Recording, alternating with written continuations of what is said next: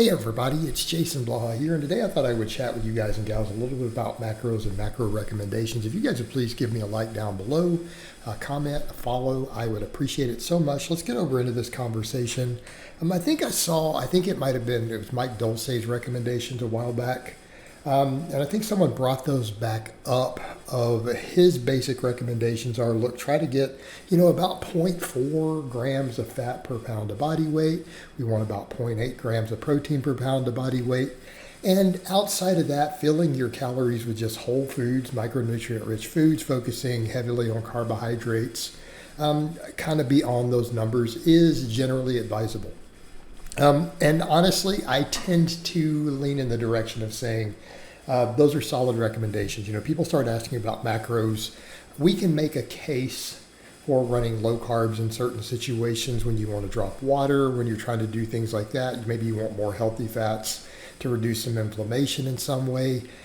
We can make a case for, in certain cases, running really, really low fat can be helpful for certain medical conditions, maybe for losing body fat. But realistically speaking, for anything that's truly sustainable, really sustainable long-term health to where you have good training fuel, right? Because most of us, we need to be athletic. Let's be realistic here. We all need to be athletic, not just, let's lift some weights. We need to be doing cardio. We need to be doing conditioning. We all need to be doing strength training. If you really and truly care about your health and fitness, you're going to have some combination of these things, okay? So realistically, you do need enough carbohydrate for your training fuel, okay? Any way you break this down, right? We need enough protein to maximize muscle growth and recovery. And we need to be looking at, again, and I'm not saying very low-fat diets can't be useful in some contexts. There's plenty of cases where I've used them, I recommend them. But realistically, sustainability, hormone health, vitamin absorption, right?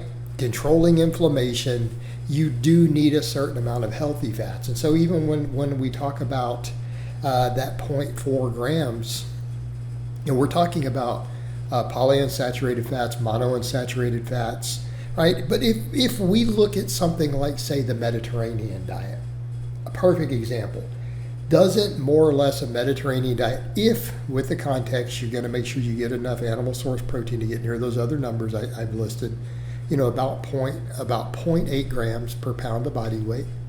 So what is that for a 200-pound man? Which a 200-pound man is big. That's a pretty big dude, guys. That's 160 grams of protein, right? But we don't need huge amounts of animal protein to reach that number. We really don't. Because if you're eating all these whole foods, that's pretty reasonable. But look at something like, say, the Mediterranean diet, just using that as an example. Doctors, nutritionists everywhere are like, yep, it's really, really good, but it's all mostly whole foods. There's a decent amount of lean animal protein in there. It's a lot of starchy carbohydrates with some fruit, a lot of vegetables, okay? And those starchy carbohydrates comprise a big chunk of your calories, right? A big chunk of your calories. And again, a lot of healthy fats. So you look at that particular diet and it's very rich in minimally refined monounsaturated fats. Nuts, seeds, plenty of them.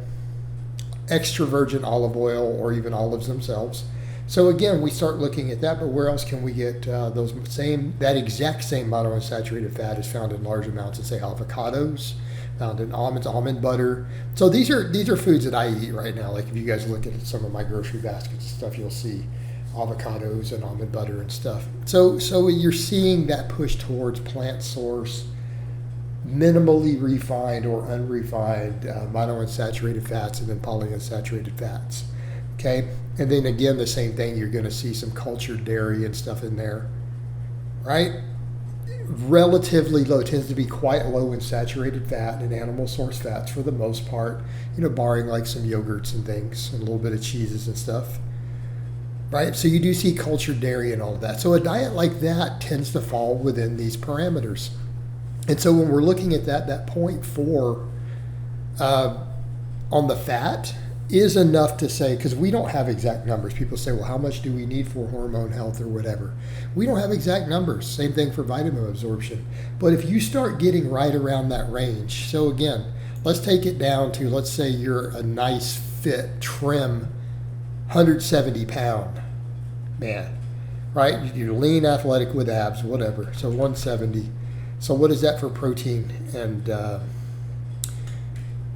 fat? That's about 140 grams of protein and about 70 grams of fat.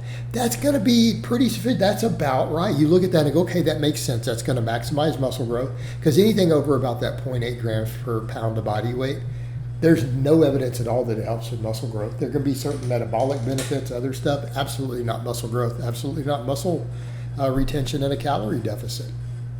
Okay, we can come over and look at that. Okay, about that 70 grams of fat, right in that range, yeah. You're going to get plenty of fat-soluble vitamins, plenty of absorption of those. You're going to get enough healthy fats to help lower inflammation. They're going to help with insulin sensitivity.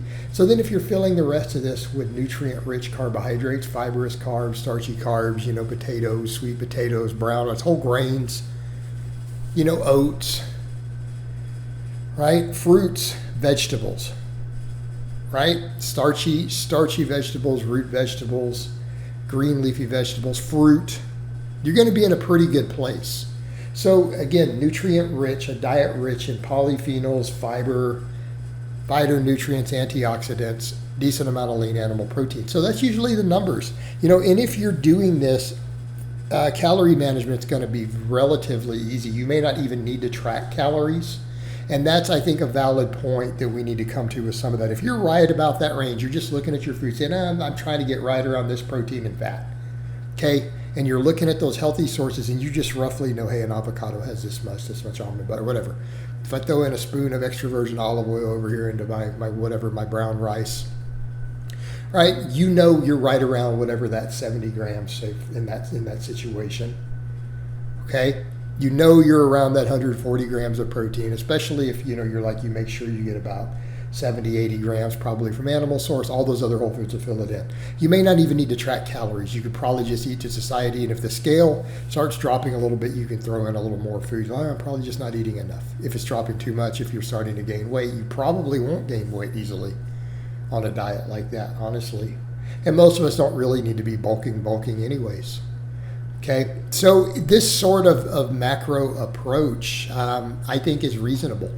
I think it's healthy. I think it will work for people who want ideal body composition, athleticism, are looking for good health markers, right? You want pretty blood work, a good lipid profile, good inflammatory markers, good glucose, insulin sensitivity, all these things, right?